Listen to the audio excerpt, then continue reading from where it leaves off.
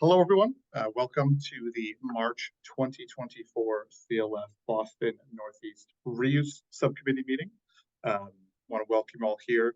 Today, we'll talk a bit, just some simple introductions, and then have Olivia from Goody Clancy present on her findings and what she saw at the Build Reuse conference that went on this past February. Afterwards, we'll look to talk a bit about some regional movement in the AEC industry around circularity, open up for some group discussion, and looking forward.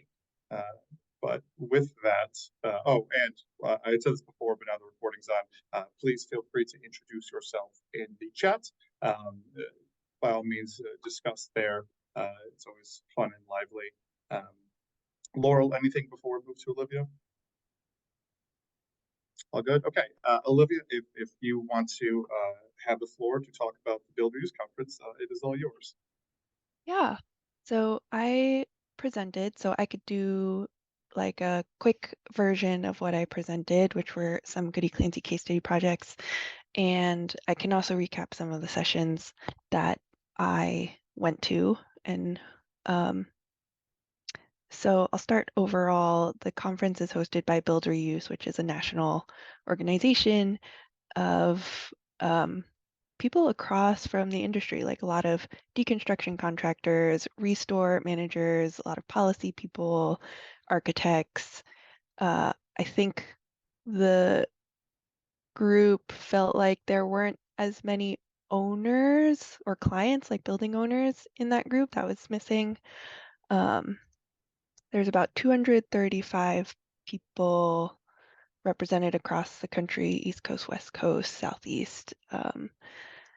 So that was very fun for me. Oh, there's also academics, people kind of doing research and stuff at university. So I presented on 3 case study projects that Goody Clancy has done. Screen management. So I'll do like a fast version of this.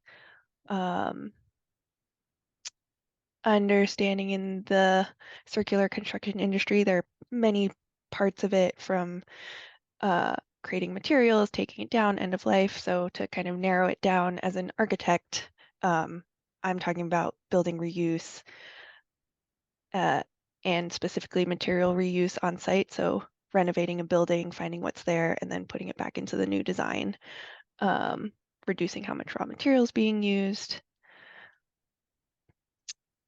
And what I wanted to convey in my presentation was that there are ways to pursue reuse in architectural design projects at any phase that can align with architectural goals, whether those goals are about reuse or sustainability, or maybe not.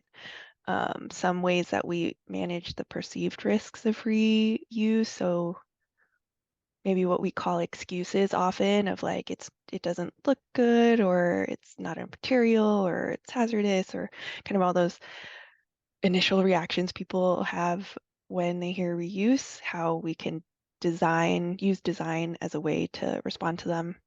And then how getting salvage into buildings is all about the detailing. So these 3 projects represent my personal professional journey of projects that I've worked on. I started out, I went to, I think, a Living Future conference in like 2019 or so, and heard people talk about salvage and reuse, and was like, oh my God, that's so cool. I want to put it into my projects now. But this first one, it was during construction documents already, so pretty far in design. And then how I got progressively better at, starting it earlier. I had this little timeline I'll go through very quickly of how design decisions change when you're designing with salvage. So in typical design, we're used to, with an existing building, looking at the spaces. But if we're looking at salvage, we also want to look at the materials and what opportunities are there. material selection often comes later in design development. Um, if we're doing salvage, we want to push that earlier so that the salvage materials can be incorporated into the design concept, and it's much more difficult to apply a material that's salvaged um, later on.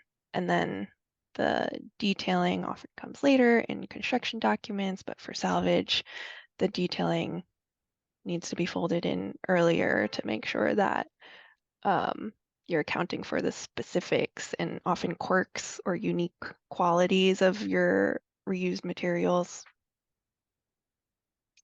And then we typically will just do demolition drawings, and I think there's a lot more to be done if we're talking about salvage for deconstruction drawings, more detail there than we typically do, having salvage schedules and designing as much what we take out of the building as what we put in.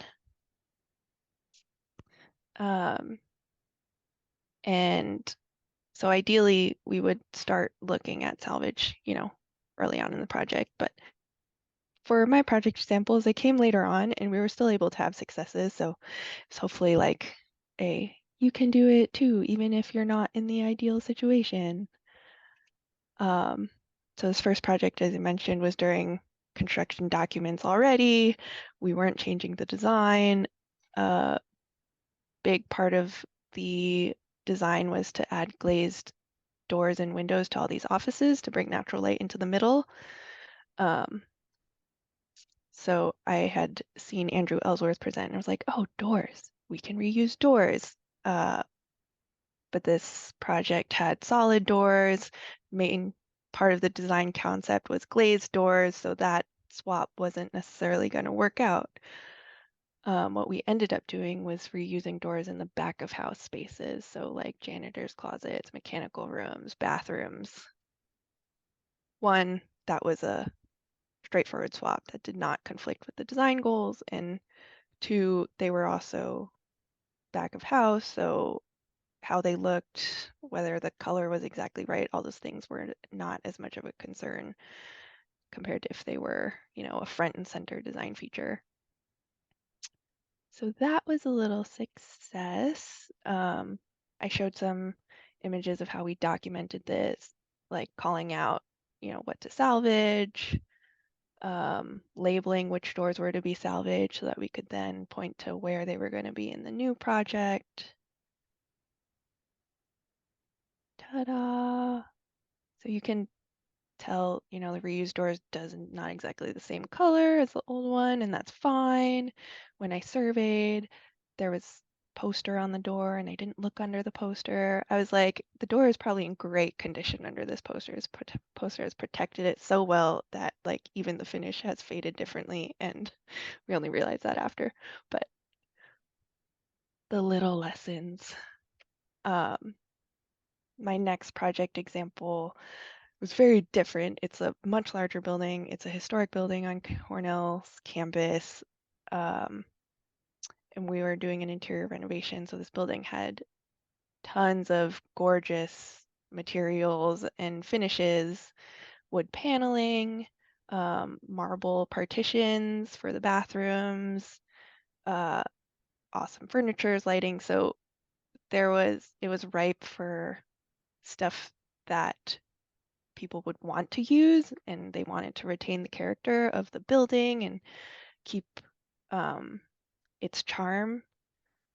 And the challenge with this one was not to say, hey, let's reuse stuff, but can this stuff be reused in contemporary code? One of the things that we had the most of were doors. Again, like hundreds of dorm rooms. Each dorm room had a door to the hallway, two closet doors, a sink room door. So I think we had like 10,000 or so, massive number of solid wood, like hardwood doors. But they were too small for code these days, so we had to repurpose them, which we thought to do as um, wood paneling. So that led to us thinking, okay, now how do we get these installed as wood paneling rather than doors, and detailing them to include AV monitors, electrical back boxes. What do we do with the hardware? How are you going to mount the door onto the wall? Um, so a lot of little nuances that we had never considered. Like, we've detailed doors, we've detailed wall paneling, but to do doors as wall paneling introduced a lot of other considerations. And this is under construction, so still to see how the mill worker who's taking these doors is gonna deal with the hinges. Like, some of them we had them cut the hinges off, some of them they remove them, and then you have the little hinge pocket where the door is unfinished. Um, a little fun fact is that Justice Ruth Bader Ginsburg lived in this building for a time, so we made sure to take the doors from her suite and are doing a little artistic installation with these doors as well. So that was a delightful part. Sadly, the marble partitions didn't get to be reused. So part of this, I was saying it's never too late to design and reuse, but during demolition is definitely too late. Um, we had brought it up during design, and the initial response was like, oh, maybe it's gross. Like, these were in the bathrooms. What would we use these for? So we just didn't come back to it. But when they were demolishing, it was like, wait, wait, wait, please, can we save these? Like, they're so beautiful and unique. Like, we'll find something to use them for, like maybe some windowsills in certain areas. Like, just pause on what you're doing. And they said, yeah, sure. But they didn't really. Meanwhile, I was trying to figure out, like, how much square footage do we have? What sizes can we get them in and apply them elsewhere? So that was a little lesson learned for me. Like, one, to maybe push back a little harder on reasonings in design when we had more of a chance to actually save them and had time to do the legwork of designing it in. Um, and then my third project example is at UMass Amherst, where we salvaged some metal panels in the design feature space. So if the first project was just like, what is the easiest first things that we can reuse and put into the design, we don't have room to like come up with some creative use. And the second project was, wow, we've got a lot of material that we can work with. That's really lovely. It's just a matter of detailing and getting it right. This project, somewhat historic, but didn't have the same like quality and abundance of materials that the Cornell project did. But we ended up putting reuse into the feature space, like the main entrance of the building. So this is the front entrance. There were these library stacks that we were taking out. They no longer use this building as library. It's going to be converted into student services and have some gathering space and events for students and their clubs. And there's this perforated metal panel that was dividing the library stacks. So we were going to take this out to reclaim the space and have like a double height student lounge and then a special box for uh, events. And the design question here was like, what do we do with this box? Do we clad it with wood? Is it similar to the old style? Is it very contemporary? And I was pushing for like, hey, why don't we take these metal panels here, which are, you know, decorative and of this space, and just reconfigure them. So initial pushback, there's always initial pushback of like, it's probably old, it might be lead paint, it's not special, it's easily recyclable, it's just metal scrap, whatever. Um, but I remember the marble partitions and like, you know, resist, resist the resistance. So dug into old drawings and found that these were installed in late 90s, like, okay, not hazardous, at least taking out that reasoning. Um, and the other aspect that I think made us able to get this into design was that while we were doing our homework of like, what is this material? How much do we have? Do we have enough to clad our special box? We were showing the client um, just accent paint for this. So this was a design that we were happy with, the client was happy with. It's like affordable, cheap, big impact, put a cool color on it. And only when we had proven to ourselves that this salvage reuse could work here, we showed it to them. And if they hated it, we could just say, okay, that's fine. We'll, go back to this design we're all happy with, and we don't have to talk about it again. But they did end up loving this idea of taking the material from where it was and just reinstalling it in a new configured way. And another risk management thing was if we didn't have enough of this material, we could get it new. Like we had the old specification, we knew exactly where it was. They were still manufacturing it. So we could supplement our supply with new. And then they had some stuff about how we were specifying it. We weren't sure how this would be refinished. Like it's currently painted black. Like could we get all that black paint off? So owning some different mock-ups of what the fabricator can do with it, and hopefully that being a dialogue, because I think we're a little bit not sure how it's going to go, and maybe they've got ideas.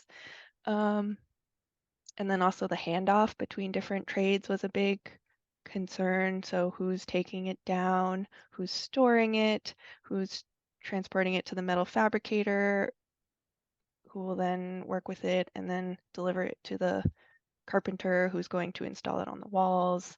What if something happens to it in between any of those steps? That's where the owner was concerned of like what condition, what if something happens, who's going to be responsible. So I think those are just new considerations that we don't deal with currently in our design and construction process that are questions to address. I don't think they're difficult to address. It's just we don't think about them now. So it's a little photo of samples of what it might look like. Also under construction, TBD.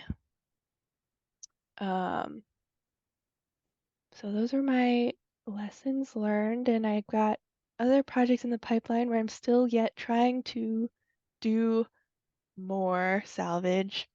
An idea I have for the next project is we're removing a lot of concrete, like CMU, concrete bleachers and things. Like, can we just saw cut those into chunks and reuse those as stair treads or benches? Don't know.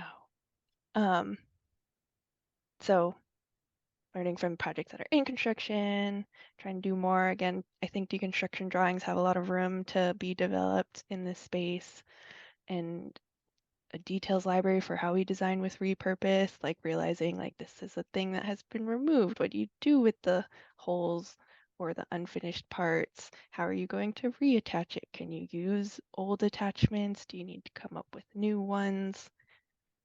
So that's all where my head is at as an architect. I can pause there for comments on this, and then afterwards I can give a recap of some of the cool presentations I saw at the conference. Sure. We'll open up to questions. If anyone has anything, please raise your hand.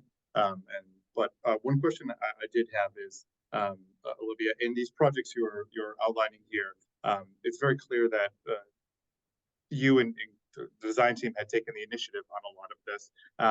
But seemingly for a lot of the end goals, the owner was either happy or perfectly fine with you moving forward with a lot of these.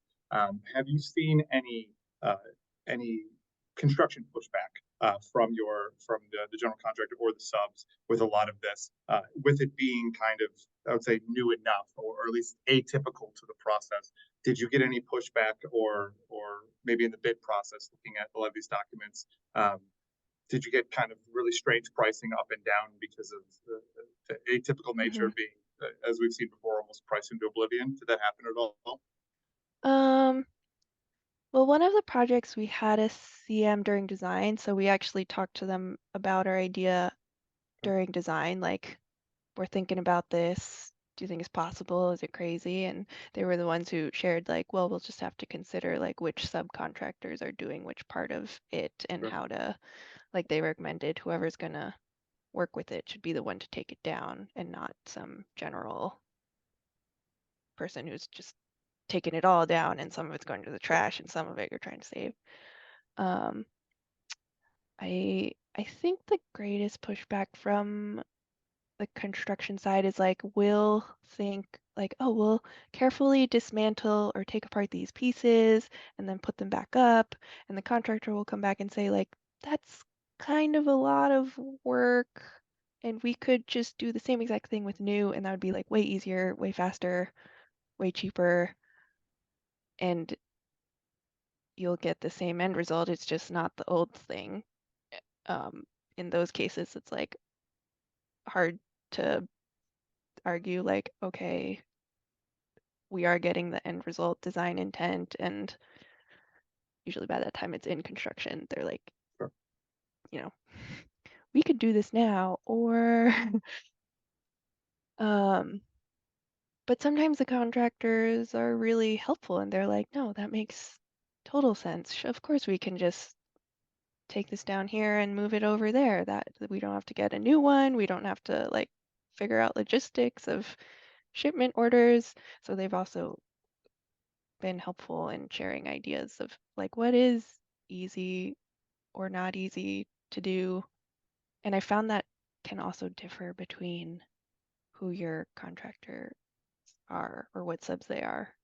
Sure. Like maybe they've had experience and so they think it's easy, or other ones have never heard of this and so it's and they don't feel like thinking about it, so it's super hard.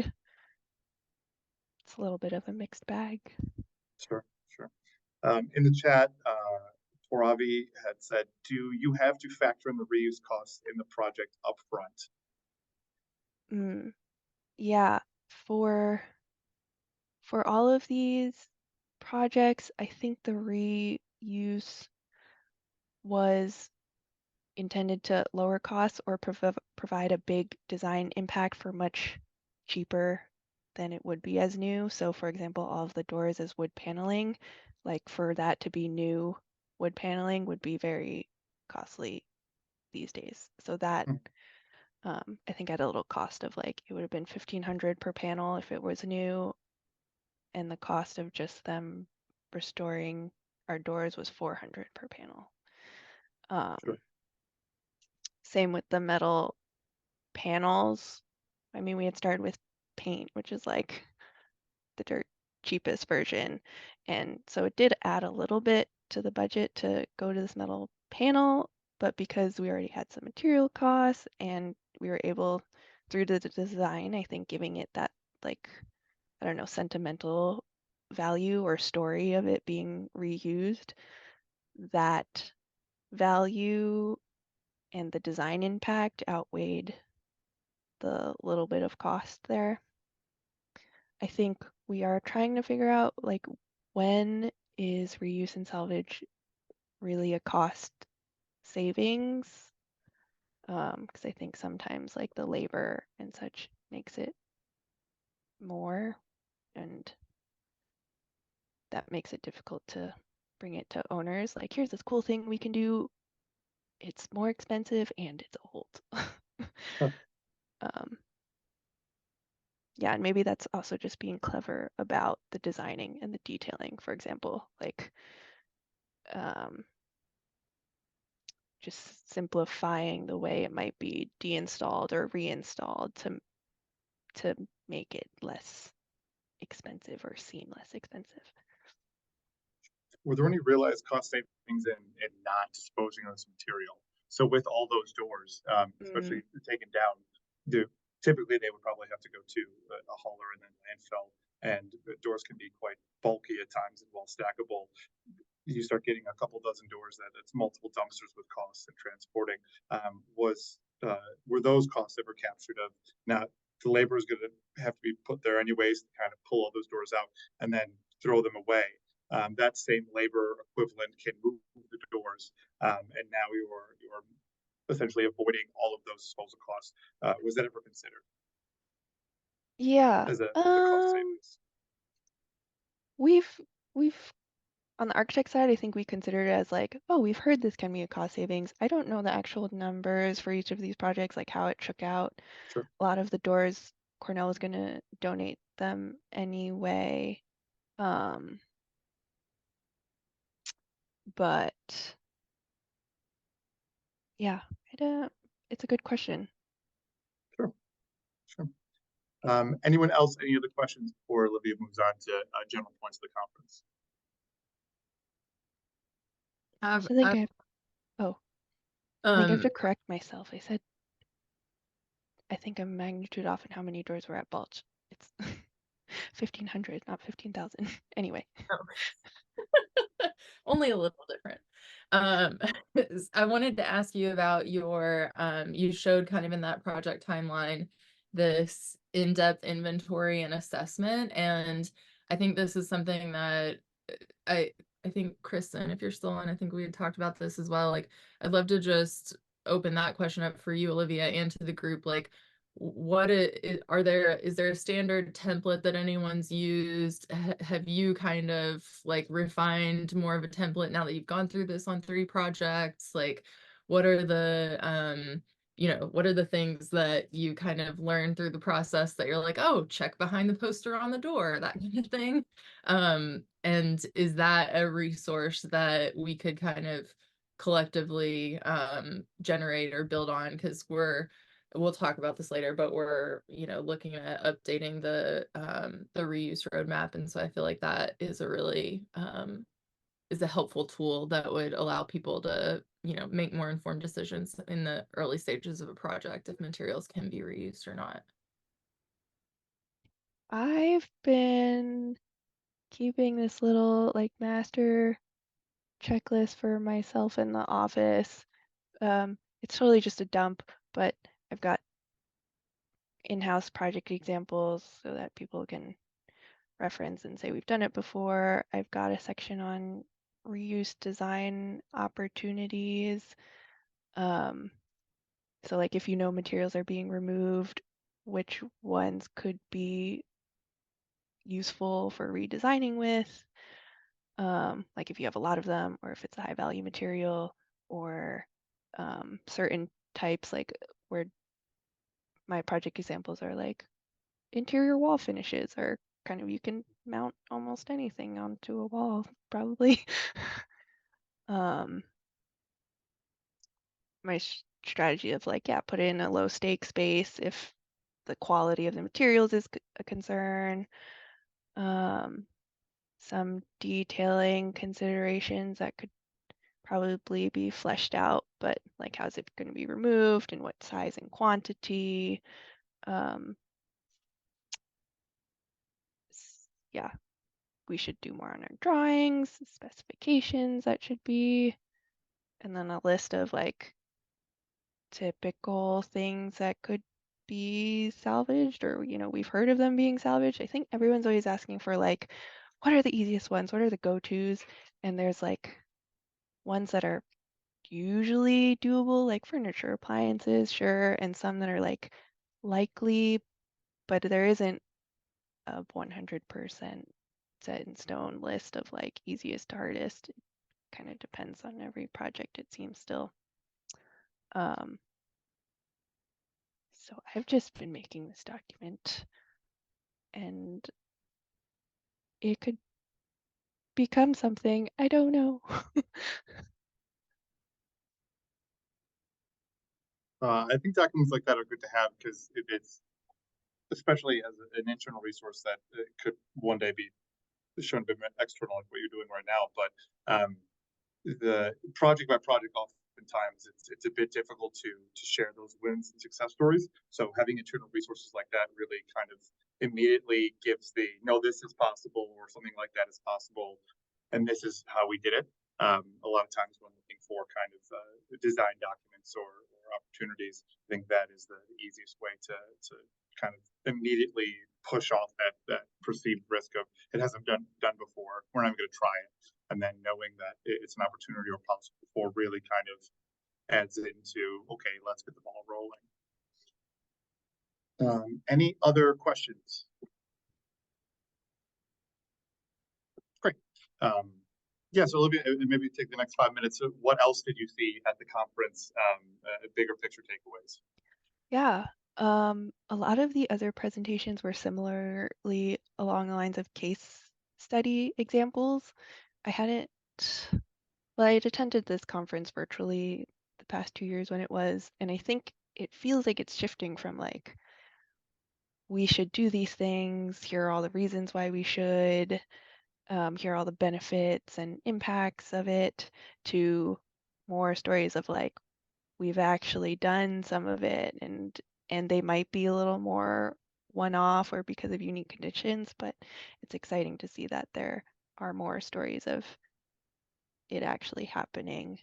One of the really great case studies is in the city of Boulder, whose, as I understand it, their deconstruction ordinance does not have a year limit. Like some cities are like, if it's built before 1940s or 50s or whatever, then it needs to be deconstructed, probably because those materials are more valuable. And the city of Boulder has said just like everything over a certain size, I think, take it down. So they had an example of a city hospital they were taking down, and they reused all that structural steel into a new firehouse project they were doing. So just as an example of structural steel reuse is amazing and exciting. It of course has it's because they were City of Boulder projects and they're obviously behind, like very supportive of these initiatives. It was with the structural firm KL&A, and as their engineer described it, like some of their principles come from steel fabrication background, so they had a little more capacity and comfort doing like assessing the existing steel and documenting all their shapes and connections and designing it into the new building. Whereas I feel like a more conventional structural engineer might not go so far into that and taking ownership of that, like recertifying and understanding the load-bearing capacities of reused structural members is still a big hurdle generally. Turner Construction, I think, had their, don't know the title exactly, but basically director of sustainability with regards to recycling and waste management. Presented similar to my project, like there are 3 case studies, and that was interesting for me to hear from the contractor side. Like I got that actually they are very familiar with all of the recycling and take back programs and all of the ways that they can divert waste. There are just so many different conditions, like either regionally or depending on which subs they work with or what's available, whether they can actually implement them, or whether or not they're in the specifications and to what degree is it specified. So of course, classic contractors like, if only the architects just wrote it all down, then we would do this all. And he had examples of how they made salvaging work for them. Like they would have the pallet right there and just like take down the ceiling tile, put it on the pallet immediately instead of like deconstruct, taking it down, and then you got to transfer it to your pallet somewhere else. And like, so reducing how many like transfer points, or how many times you're handling the material. They would have days where they just invite everyone, all their contacts, like come in and take out whatever you want. Like we don't care who's taking it, we just want it to go. And again, they're looking from like, if it's going to be faster or not ruin the schedule, then we're happy with it. I was very excited about this Dutch architecture firm called Superuse Studios, which I think they have their first project in the US and California, but they, for my little design diagram of like how to insert salvage and reuse in the design process, they've got like a totally more advanced one where they even have people with the role of material scout. Like design teams will fill out a little form that they already have of like what kind of material you want, what the qualities or performance characteristics are, and this material scout goes and finds either surplus or excess even from beyond the construction industry. So they had projects that were taking like those giant wooden spools that are for, I don't know, rope manufacturing or something. Like they took the wood from that and used it as exterior cladding. And they were doing studies on the carbon savings too of reusing the material if they were refinishing it. So if this wood example, they had to treat it so that it could be exterior cladding. And they found that for wood, which has a pretty low embodied carbon as a virgin material, to transport it, treat it, transport it again, ate up a lot of the carbon savings. Whereas if another example, they had metal panels that they use as cladding, which they also galvanize for exterior use because virgin steel has so much higher embodied carbon. To refinish those is more worth it in terms of resources. So it's great to see that they were doing those kinds of studies. And another exciting presentation, the Circular Construction Lab from Cornell University had many presentations. They've got like software scanning tools. And the particular session I went to was about timber reuse. What I think is great about what they're doing is they're doing academic research really, but kind of geared towards what kind of policy we might need in the future. So for example, if you want to take down a structure and reuse it, can you reuse the screw holes? Like the code doesn't say anything about that because it doesn't consider it. Is there structural impact? Is there less capacity from a reused connection detail? So they took some salvaged members and did testing on this and have papers coming out, which you can imagine would inform if something in the code does start to talk about these things.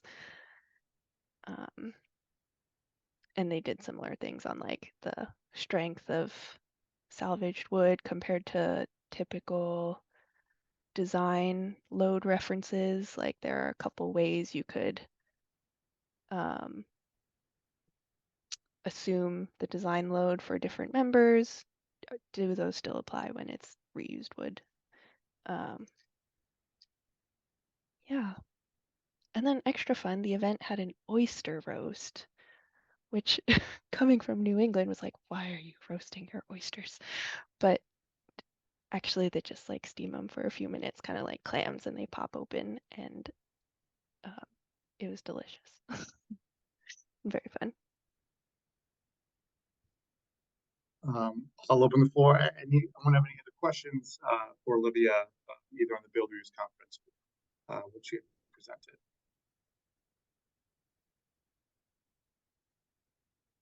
They had been putting out there like, well, if any city wants to host the next one, which it seems like Baltimore might take them up for the immediate next one, but I was like, it would be very cool to have it in Boston.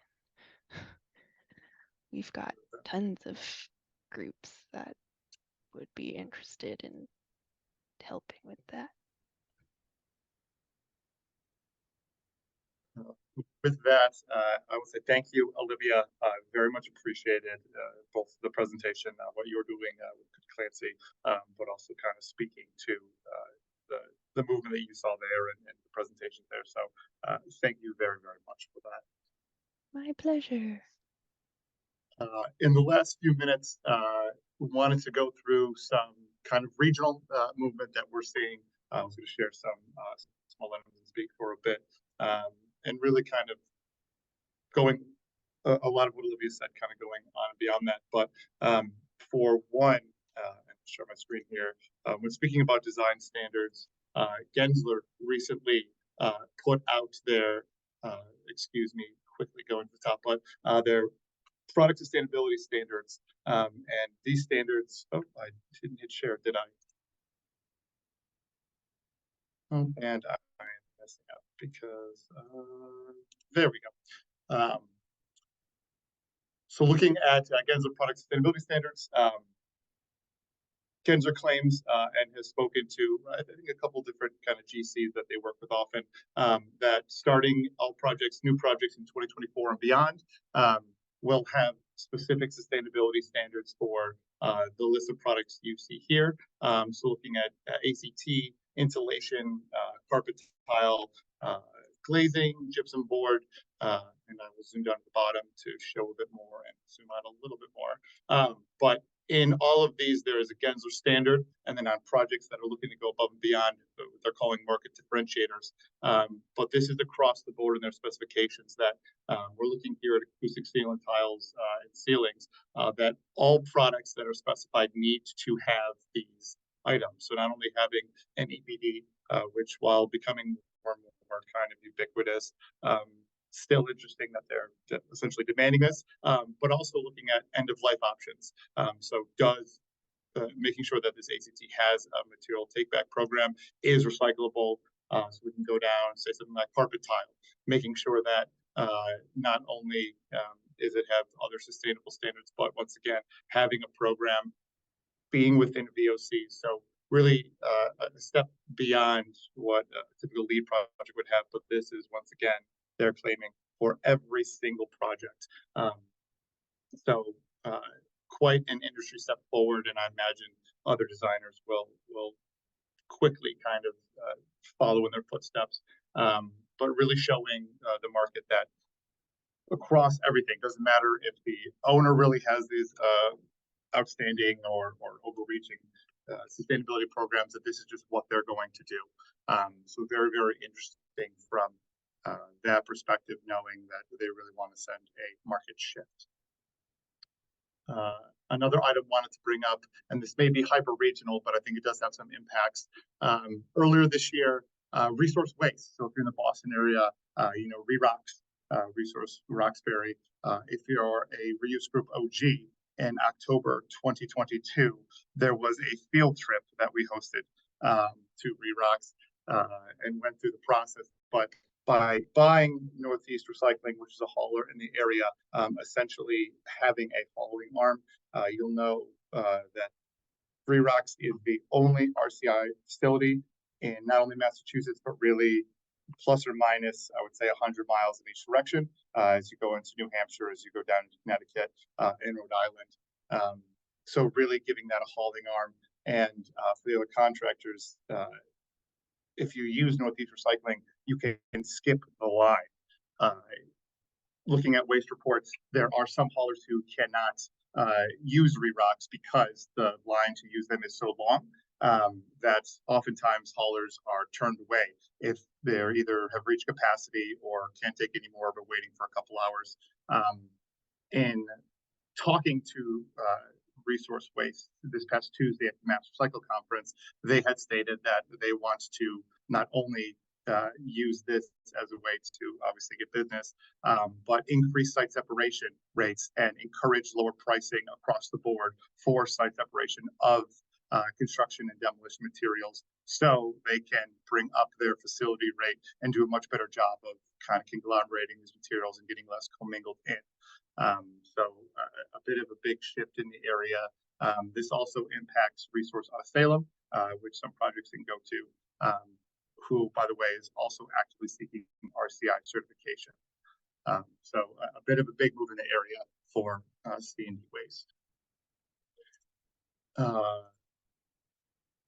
Another item I wanted to bring up, and for some of the designers on here and contractors, carbon disclosure is becoming more and more, I would say, baked into the process. I've seen many RFPs as of late saying that to bid on this project, you need to either be in the process of committing to SBTIs or have committed to SBTIs or Science-Based Targets Initiative. And I can say now that I am a little bit into that process, part of Scope 3 emissions for general contractors is all construction and demolition waste to be tracked, to be reported on, and to be improved year over year.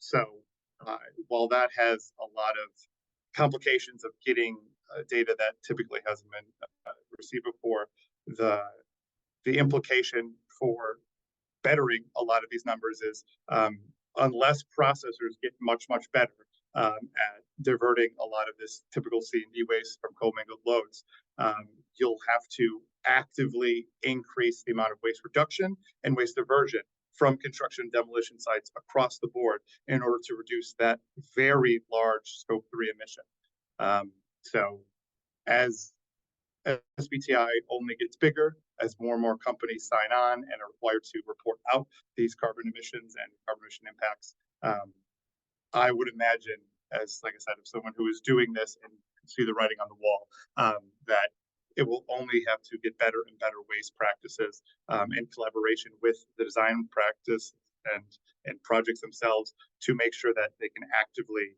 reduce these carbon emissions. Lastly, wanted to bring up the fact that the Mass DEP Deconstruction Group is actively working on a charrette and workshop series with different towns, cities, and municipalities across the state. There will be in April, I think it's scheduled for April 24th or whatever that kind of Wednesday is, one of the last weeks of April, to have a virtual meeting. And then after that, the next meeting will be probably in June in person, bringing together practitioners, bringing together municipalities to start hashing out what deconstruction ordinances and policy looks like in Massachusetts. So while before it was something to be like, we might get there one day, it seems that the Mass DEP is taking a very active step in supporting and helping municipalities work towards their own ordinances, giving guidelines of not only what we've seen in this group from the San Antonios, from the Portlands, from the Seattles, of example in crowd last year, not only examples, but what works best for the Cape and Islands, what works best for the North Shore or for Western Mass, because in these past few meetings, several municipalities across all of Massachusetts have been very active in saying we want to pursue this. Brookline, Salem have been two that have been very kind of how do we get there as soon as possible. Newton as well. So know that that is definitely coming. The only last thing I wanted to say, and this is from my own personal experience, is that manufacturers are becoming much more excited and willing to help with manufacturer take-back programs. In the past year, I've done 3, whether it's acoustic steel and tile or carpet tile, with manufacturers actively reaching out to say, hey, we know that this project is going to be a big project and it has some of our material. How can we be part of this process? I would say that is a complete 180 from anything I have experienced before. And with manufacturers wanting to be the cutting edge, but also wanting to take back their material, both working with Armstrong for acoustic steel and tile and carpet tile with both Shaw and Mohawk. These are manufacturers who really want to get ahead of all this, and with something like the Gensler product sustainability standards mandating that all new carpet tile going in, all new ceiling tile, all new fixtures and freestanding, needing some sort of take-back program. It seems that certain parts of this industry are really looking to jumpstart all of this as quickly as possible. So just wanted to kind of bring up what we're seeing before I do get to looking forward in last steps. Does anyone have any questions or items they are seeing in their capacity to share with the group? always curious to either from the designers, reuse vendors here, if they are seeing anything as well or want to share. One thing I'd like to share is if I don't know if people are aware of the EU company Medaster, but they develop building material passports and essentially try to like catalog that resource from the get-go. And they do so, especially in the Netherlands, through like embodied carbon calculations and really going off the BIM and providing value now in order to obtain that information. They're looking apparently to expand into the US, especially with the development of California's embodied carbon reporting. Yeah. And one of their product managers just moved back to Boston, I think, recently. And so I think he's really interested in learning more about the ecosystem in the US. If anybody would like to talk to him, I feel like he's really fishing for ammunition to say, hey, this is a good idea for Medaster to come and essentially provide these services, and just trying to learn as much as he can. Can you spell that just so we could get a link and share with the group? Yeah, let me find their website real quick.